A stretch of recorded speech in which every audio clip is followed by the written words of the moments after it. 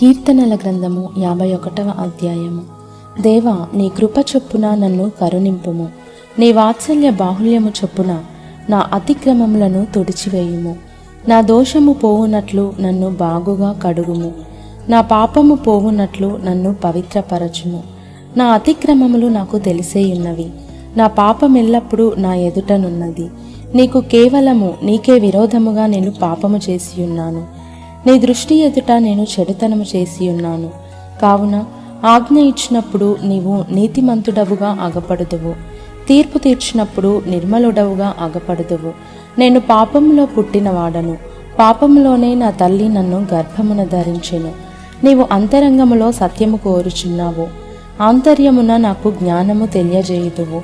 నేను పవిత్రుడనగునట్లు హిస్సోపుతో నా పాపము పరిహరింపుము. హిమము కంటెను నేను తెల్లగా నుండునట్లు నీవు నన్ను కడుగుము.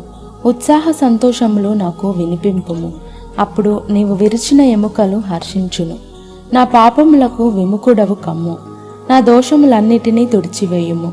దేవా, నా యందు శుద్ధ హృదయము కలుగజేయుము. నా అంతరంగములో స్థిరమైన మనస్సును నూతనముగా పుట్టించుము. నీ సన్నిధిలో నుండి నన్ను త్రోసివేయకుము. నీ పరిశుద్ధాత్మను నా యొద్ద నుండి తీసివేయకుము. నీ రక్షణానందము నాకు మరల పుట్టించుము. సమ్మతిగల మనస్సు కలుగజేసి నన్ను దృఢపరచుము. అప్పుడు అతిక్రమము చేయువారికి నీ త్రోవలను బోధించెదను.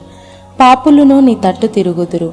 దేవా, నా రక్షణకర్తయగు దేవా, రక్తాపరాధము నుండి నన్ను విడిపింపుము.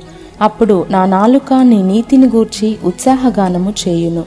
ప్రభువా, నా నోరు నీ స్తుతిని ప్రచురపరచునట్లు నా పెదవులను తెరువుము. నీవు బలిని కోరువాడవు కావు. కోరిన ఎడల నేను అర్పించుదును.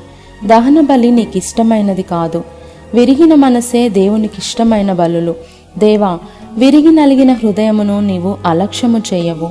నీ కటాక్షము చొప్పున సీయోనుకు మేలు చేయుము. యెరూషలేము యొక్క గోడలను కట్టించుము. అప్పుడు నీతియుక్తములైన బలులను, దహన బలులను, సర్వాంగ హోమములను నీకు అంగీకృతములగును. అప్పుడు జనులు నీ బలిపీఠము మీద కోడెలనర్పించెదరు.